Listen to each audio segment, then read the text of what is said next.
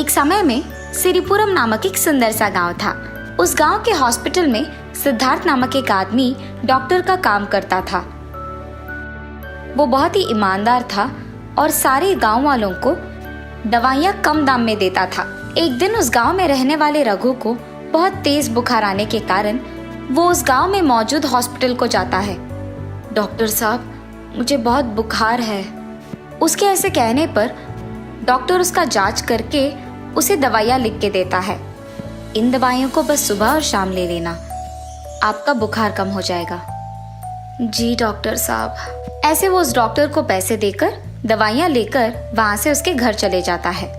सिर्फ उस गांव का नहीं बल्कि चारों ओर पड़ोसी गांव में भी कोई हॉस्पिटल ना रहने के कारण पड़ोसी गांव वाले भी सिर्फ इसी हॉस्पिटल को आते थे। ऐसे बहुत दिन बीत जाते हैं। उसी गांव का प्रसाद नामक एक आदमी शहर में उसका पढ़ाई खत्म करके उसके गांव वापस आता है। उसके पिता का सेहत बिगड़ जाता है, इतना कि वो खाना भी ठीक से खा नहीं पाते हैं। ये देख प्रसाद उसके पिता को अस्पताल ले जाता है। अस्पताल के बाहर एक बहुत बड़ी लाइन को देख वो आश्चर्यचकित हो जाता है। पापा, अस्पताल के बाहर इतने लोग क्यों हैं? वो बेटा, हमारे और हमारे पड़ोसी गांव के लिए सिर्फ ये एक हॉस्पिटल है ना, इसीलिए सभी यही आते हैं और यहाँ का डॉक्टर भी दवाइयाँ बहुत कम दाम में देता है, इसीलिए सभी यही आकर उनका जांच करवाते हैं। पापा, सच में ये डॉक्टर बहुत अच्छा आदमी है, लेकिन अगर हम यही खड़ी रहे तो सारा दिन ऐसे ही रहना पड़ेगा, इसलिए चलो हम डॉक्टर के पास जाते हैं। और ऐसे वो उसके पिता को डॉक्टर के पास ले जाता है। डॉक्टर साहब, मेरे पिता का सेहत बहुत दिनों से ठीक नहीं है, ये ठीक से खा भी नहीं पा रहे हैं। ये कहने पर डॉक्टर उनका जांच करके उन्हें दवाइयाँ लिख के देते हैं और प्रसाद डॉक्टर को पैसे देकर उसके पिता को वहां से ले जाता है। कुछ दिनों बाद सिद्धार्थ का सेहत बिगड़ जाने के कारण वो दवाइयाँ लेते हुए घर पे ही रह के आराम करता है और अस्पताल नहीं जाता है। सुनिए, क्या आपको पता है कि हमारे गांव के डॉक्टर का सेहत बिगड़ गया, इसीलिए वो अस्पताल को जाए बिना घर पे ही रह के आराम कर रहे हैं। अस्पताल में डॉक्टर को ना होते देख बहुत लोग ऐसे ही बीमार पड़े हैं और वापस अपने अपने घर चले जा रहे हैं, ये मैंने सुना है। हाँ, अगर हमारे गांव में एक और अस्पताल होता तो शायद बहुत अच्छा होता। एक ही अस्पताल होने के कारण इतने लोग बीमार पड़ रहे हैं। हाँ जी, ये तो सच है। ऐसे जब उसके माता पिता बात कर रहे थे तो प्रसाद उनकी बातें सुनता है। अगर मैंने डॉक्टर की पढ़ाई की होती तो ऐसे खाली रहे बिना इसी गांव में अस्पताल लगाकर मैं काम करता था, ऐसे वो अपने आप में सोचते रहता है। हाँ, ये सही विचार है। शहर में मेरा दोस्त तो खाली पड़ा है ना, उसे तो इस गांव में कोई नहीं जानता है, तो अगर मैं उससे बोलूंगा कि वो डॉक्टर की तरह इस गांव में आ जाए तो हम लोग खुद से इस गांव में एक अस्पताल शुरू कर सकते हैं। वैसे भी इस डॉक्टर का हालत तो ठीक नहीं है, तो सारे बीमार लोग मेरे दोस्त के अस्पताल को ही आएंगे। मुझे तुरंत ये बात अपने दोस्त से कहकर उसे गांव बुलाना होगा। ये फैसला करके वो शहर में मौजूद उसके दोस्त के पास जाता है। अरे विक्रम, कैसे हो तुम?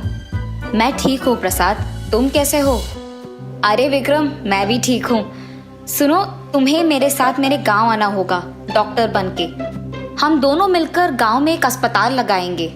ऐसे वो उसके दोस्त को गांव की स्थिति के बारे में बताता है। क्या? तो प्रसाद, तुम कह रहे हो कि बिना कोई डॉक्टर के पढ़ाई के मैं तुम्हारे गांव डॉक्टर बन के आऊं? अगर ऐसे हम एक अस्पताल लगाएंगे तो लोगों को धोखा देने वाले बन जाएंगे, और इतना ही नहीं, एक ना एक दिन तो उन्हें सच का पता चल ही जाएगा, तब क्या होगा? इसीलिए मुझे ये सब करने से बहुत डर लग रहा है। अरे विक्रम, तुम ज्यादा सोचो मत, डरने की कोई बात नहीं है। तुम्हारे साथ तो मैं भी रहूंगा ना। तुम डॉक्टर नहीं हो ये बात सिवाय मुझको और किसी को नहीं पता होगा। और इतना ही नहीं, हम दोनों मिलकर अगर एक अस्पताल शुरू करेंगे तो सोचो कितने पैसे आएंगे। इसीलिए ज्यादा मत सोचो, बस मेरे साथ आ जाओ। और ऐसे वो उसके दोस्त को उसके साथ गांव ले जाता है। गांव वालों के साथ साथ अपने माँ बाप को भी झूठ कहता है कि उसका दोस्त एक डॉक्टर है और वो दोनों मिलकर एक अस्पताल शुरू करते हैं। उस गांव में असली डॉक्टर सिद्धार्थ का सेहत बिगड़े रहने के कारण सभी नए अस्पताल को जाने लगते हैं। सब कुछ प्रसाद की योजना के अनुसार जाने के कारण उसे बहुत खुशी होती है। कुछ दिन बाद सिद्धार्थ का सेहत ठीक हो जाने के कारण वो वापस अस्पताल जाने लगता है। बीच रास्ते में एक नए अस्पताल को देख उसे बहुत खुशी होती है। अरे, ये तो एक नया अस्पताल है। ये देख मुझे बहुत खुशी हुई। अब से बीमार लोगों को सिर्फ मेरे अस्पताल के बाहर लंबी लाइन में खड़े होने की कोई जरूरत नहीं है। वो लोग तो यहाँ भी आ सकते हैं। ये सोचकर वो उसके अस्पताल जाता है। एक दिन जब विक्रम और प्रसाद मिलकर अस्पताल जा रहे थे, बीच रास्ते में विक्रम फिसल के नीचे गिर जाता है। इस कारण उसका पैर बहुत दर्द आता है, इतना कि वो वापस उठकर खड़ा नहीं हो पाता है। प्रसाद, यार मुझे बहुत दर्द हो रहा है, मैं उठ भी नहीं पा रहा हूँ। ऐसे उसका पैर पकड़ के जोर जोर से चिल्लाने के कारण सारे गांव वाले उसके पास आते हैं। अरे डॉक्टर साहब, क्या हुआ आपको? इतने जोर से क्यों चिल्ला रहे हैं? अरे रे कुछ नहीं, डॉक्टर साहब फिसल के नीचे गिर गए ना, इसीलिए उनको बहुत दर्द हो रहा है। अस्पताल जाने के बाद जब दवाइयाँ ले लेंगे तो ठीक हो जाएंगे। प्रसाद, तुम अब भी झूठ बोलने की कोशिश कर रहे हो। इस झूठ में तुम्हारा साथ देने के कारण ही मुझे ये हुआ होगा। इससे पहले कि तुम्हें भी मेरे जैसे कुछ हो जाए, हम सबको सच बता देते हैं कि मैं एक असली डॉक्टर नहीं हूँ। ये आप क्या कह रहे हैं डॉक्टर साहब?